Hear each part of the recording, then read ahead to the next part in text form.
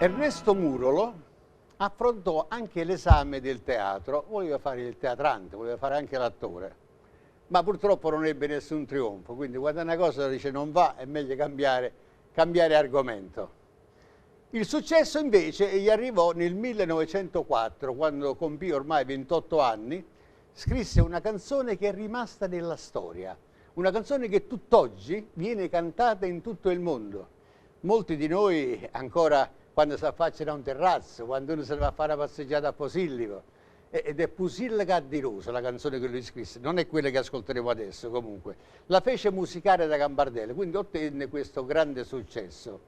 La prossima canzone invece che ascolteremo è una canzone che ci delibera proprio una gioia, un sospiro, perché quando uno si innamora comincia a cambiare un po' di carattere, perché quando uno si mette a fare amore non capisce più niente, quando è innamorato pazzo, quando è innamorato cotto, l'amore che fa. Una canzone del 1911 scritta dal maestro Ernesto Murolo e Ernesto De Curtis. La canta la signora Giovanna Desio, elegantissima come sempre.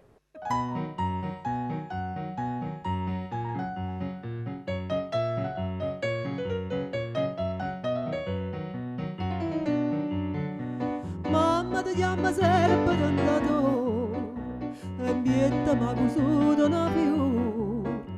L'avrei saputo che già mi fatto amore, femmina e munna e sola creatura. L'amore che fa, ma l'amore è una bandiera che è leggera, che non viene a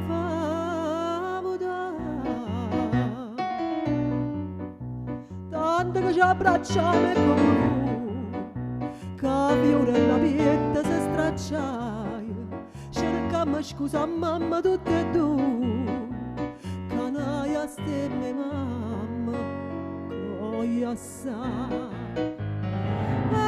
L'amore che fa, ma l'amore è una bandiera che è leggera, che non viene a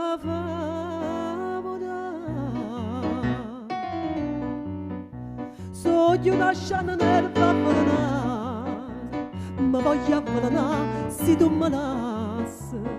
Tu hai visto sta notizia per la strada, corrisse a casa e morta mi trovassi.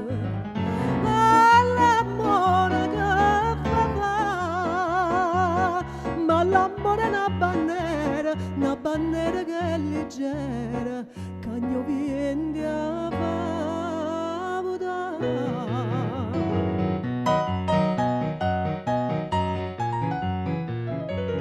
ma l'amore è una bandiera che è leggera, che non viene a